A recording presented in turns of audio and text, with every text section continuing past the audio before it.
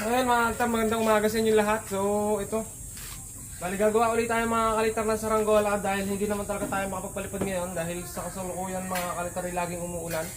Tuwing hapon, tuwing umaga naman mga kalitar mainit niya pero wala namang hangin. Kaya sa umaga, doon na lang tayo makakadiskarte mga kalitar ng paggagawa ng saranggola.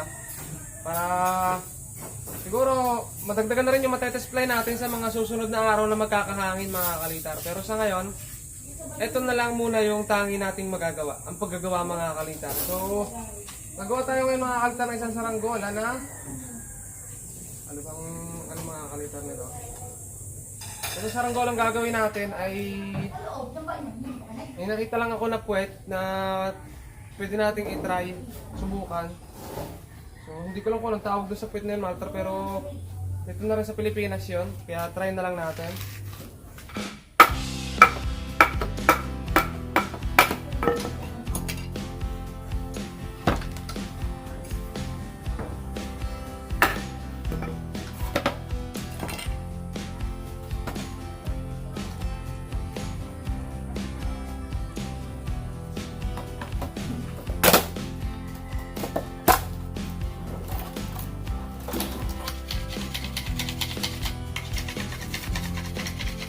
So kaya na mga altar yung gagamitin natin ay yung kinuha natin nung nakaraan na natuyo sa puno mga kalitar. Dito yung mismong pinatuyo na kawayan dahil kusa siya mga kalitar na tuyo sa kanyang pagkakatintig sa kawayanan. So mga altar maganda rin gamitin to kasi mapakatigas nito. So magkakalumot talaga, hindi ito mga karga to. Natural na magkakalumot to mga kalitar. Magkakalumot yung kanyang balat kasi hindi siya nakatago mga kalitar sa may kanlong, kaya pag nababasa siya ng ulan magiging lumot pero hindi siya magagato mga kalitar.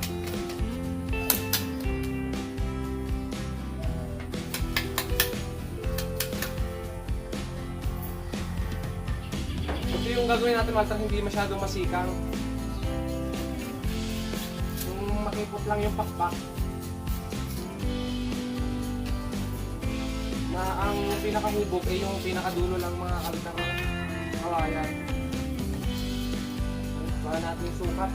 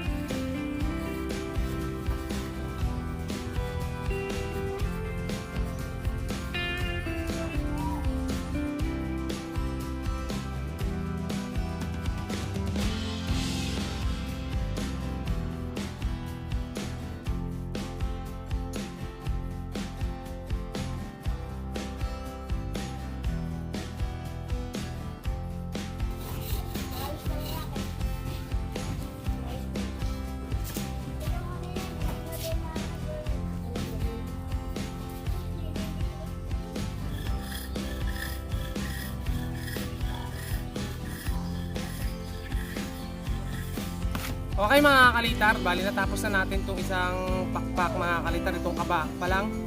Yan, isa pa lang yung nahuhubog natin. So sa paghubog mga kalitar, itong ginawa ko medyo manipis lang yung itong pagganito mga kalitar, itong bandang pagitna ng kalahati. Manipis lang itong bandang pagitna ng kalahati mga kalitar. Tapos ito yung hubog nya. Ito, meron na tayong unang nahubog na pakpak. So sunod natin dito mga kalitar, dito sa nahubog natin.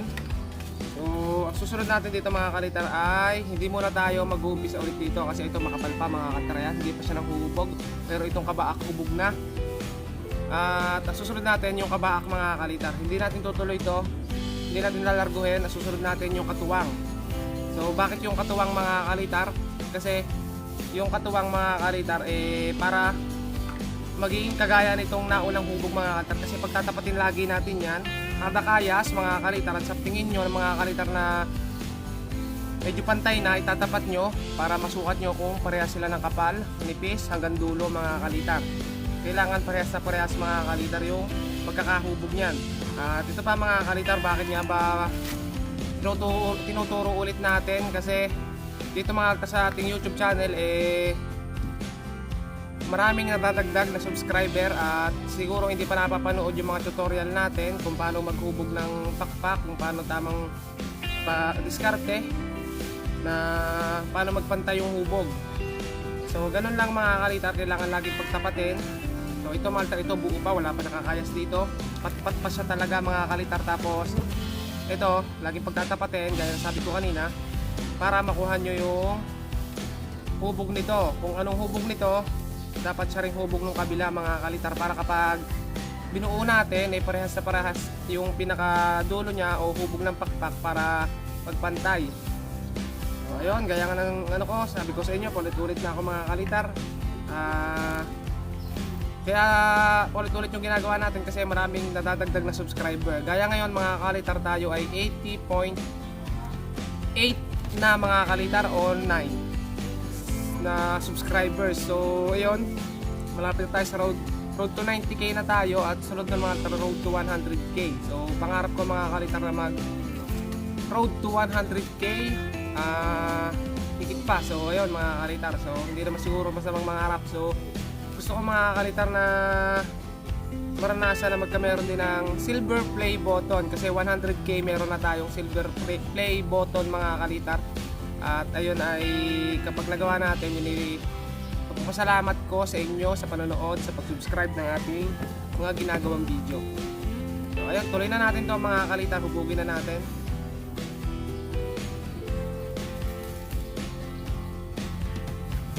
At ito pa nga pala mga kalitar, another tips natin. So palitin muna natin to mga kalitar pagka ganito yung mga hubog na maninipis.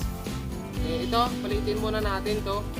Hayaan muna natin yung dulo mga kalitar na makapal. So kuhaan lang natin yung tamang, kung anong gusto nyo kapal dito mga kalitar, pwedeng mas makapal. Pero pag mas makapal, mas malaki dapat yung sumba na gagamitin mga kalitar pag makapal yung pinakakawayan dito. Tapos dito mga kalitar, pag natapos natin to, so susunod na natin to mga kalitar at gagaya na natin dito sa kabila. Kaya ituloy na natin to mga kalitar.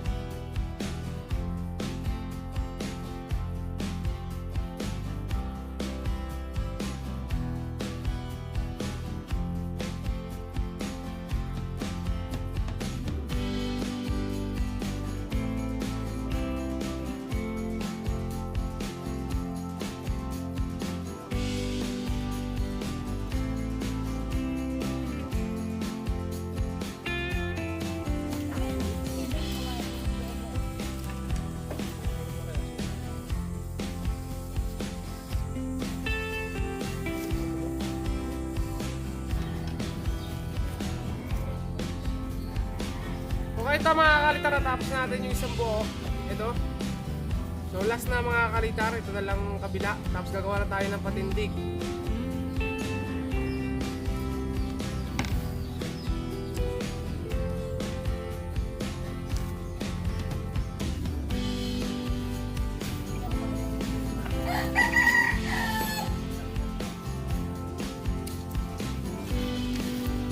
Okay, natapos na natin mga kalitar itong ating dalawang baskagan mga kalitar. At ito na yon. So ito mga kalitar yung ano lang yung sikang. Alam nyo altar yung payat, hindi siya masyadong mataba mga kalitar. So mga ganito lang yung sikang nito. Tapos ayan mga ganyan.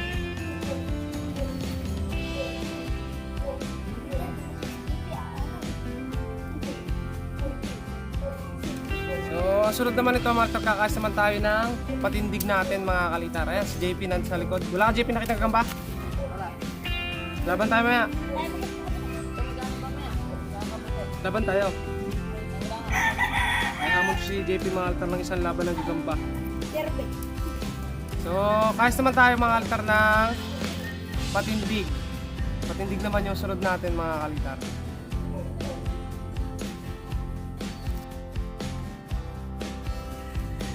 Tandaan na rin kasi nung una akala ko sinakiyin niya ay galag nasa kiluhin ko. Iwas nito. Ito yung Parang iPhone na sa ito na yun. Kami po ay sasawa.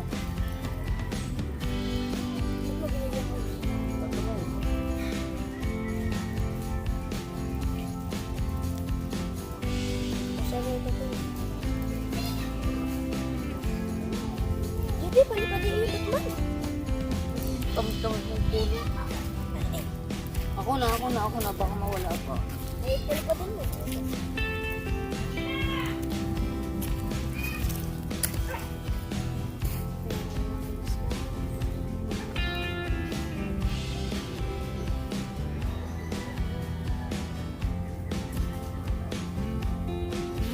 So ito na mga kalitar, yan, gawa na natin yung patindig natin.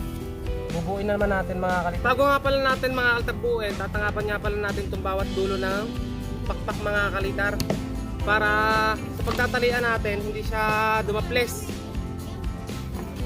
O yung sinulid mga kalitar, hindi siya matatanggal sa pag pinakatali dito sa pinakadulo. So, bawat dulo mga kalitar ng pakpak tatangapan natin. Ayan, ganyan mga kalitar. Bawat dulo may tangab na ganyan.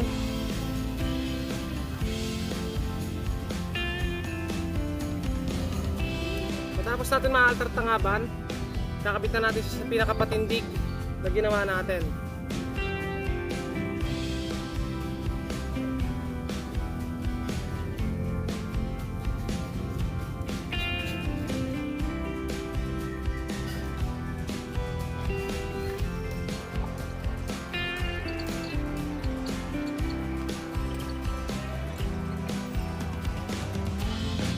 Dapat pag magtatali kayo mga kalitar sobrang higpit mga kalitar para hindi gumalaw yung kawayan, para maging matibay rin mga kalitar yung gagawin nating saranggola.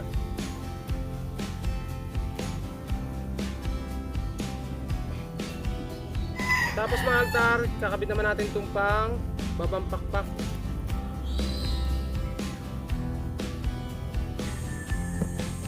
Okay, nakapit na natin mga kalitar yung dalawang pakpak. Ayan na. At ngayon naman mga kalitar, pagkakabitin natin itong dalawang dulo. Silipin nyo lagi mga kalitar kung pantay. Kung pantay ito at saka ito mga kalitar.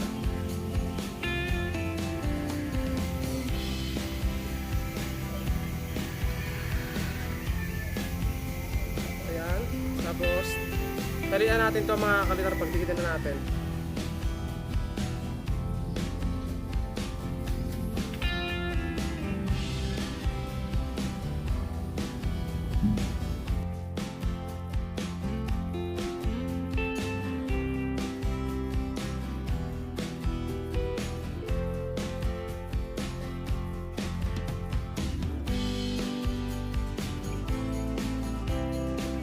Okay, natapos na natin kapit mga kalitar tong pakpak, tong dulo. Talagyan naman natin siya ng hagting para may kapit na natin mga kalitar o maayos na natin yung pinakapit saka ulo. Nakaligaw na?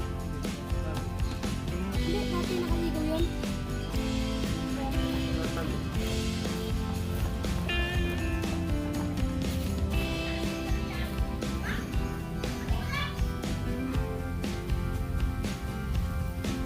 Sayang. Okay, ito na mga kalitar, sinasabi ko sa inyo, mahaba yung pakpak pero makipot mga kalitar. Ayan, ganyan. So, hacking ako naman siya dito mga kalitar sa may buko para magsilbing pantay mga kalitar yung luwang ng magkabilang pakpak. May nabagat eh.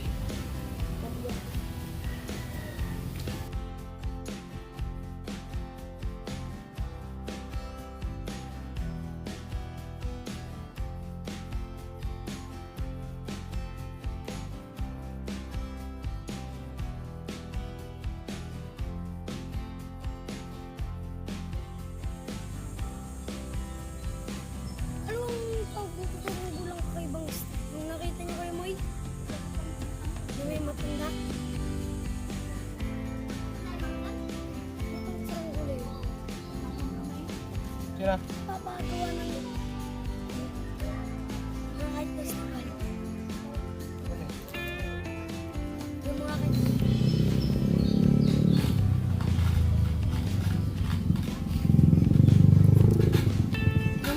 Ito na mga altar, nahubog na natin yung pinakadulo. Ayan, oblong na oblong pa rin. Pero mahaba mga kalitar yung pakpang, ay yung pakpang, yung pakpak. So ito mga altar, ang purpose naman ito, nilalagyan ko talaga nito mga kalitar para kung papatak siya mga kalitar, tumatalbog, parang shock mga kalitar yan, no? So ganyan yung purpose niyan. Kaya lagyan nyo rin yung inyo kung kaya nyo mga kalitar, kung masusubukan nyo. Tapos ganyan mga altar kahaba. Magkabila mga kalitar na pakpak. So ayan mga kalitar, bali natapos na natin pala yung puwit ng saranggola natin. At ayun, nagbigay lang tayo ng mga tips kung paano mga kalitar makakabuo ng isang saranggola o yung pakpak mga kalitar, yung mga tamang tips, paraan. At ito nga pala yung ginawa kong puwet. Yung puwet hindi ko na inano mga kalitar, pinakita kasi conforme na yun kung anong klaseng puwet yung gagawin nyo sa saranggola ang bubuuin nyo. Pwede yung mga basic pa lang muna at gaya ng mga tutorial natin dati, yung mga dipalayok, inisda, puwet kupas, yun yung mga matadaling puwet ng saranggola. Pero itong ginawa ko mga kalitar medyo maraming kawayan din, kaya hindi ko na naipakita mga kalitar yung pagbuo at pagkayos itong puwet. So sa pakpak na lang mga kalitar, yun muna yung tinuro natin. At sana may natutunan kayo doon mga kalitar. Bali, ito na mga kalitar yung ginawa natin na saranggola. So ito na mga kalitar yung ginawa nating saranggola, yung pinaka-puwet. Ayan. So ganyan lang mga kalitar yung ginawa natin. At wala pa siyang pang-ulo mga kalitar. So pang-ulo na lang, tapos pabalat mga kalitar yung gagawin natin. Yung pinakahubog niya mga kalitar ng saranggola nating ginawa. Ayan, bilog. Bilog yung padulo. Magkabila. Ayan. At ayun nga. Sa susunod na lang mga altar natin paliparin to pag may pabalat na. Ayan, marahil hanggang dito na lang muna yung videos natin. At siguro mamayang hapon magpapalipad na ulit kami mga kalitar. Gaya ng pagpapalipad natin itong sinundang video mga kalitar. So ayun, abangan nyo na lang mga kalitar. At ayun, salamat sa panonood pa rin mga kalitar ng videos natin kahit pasukan at medyo umuulan. Kaya ayun, salamat, maraming salamat mga kalitar. Kaya subscribe mga kalitar sa mga bago pa lang dito.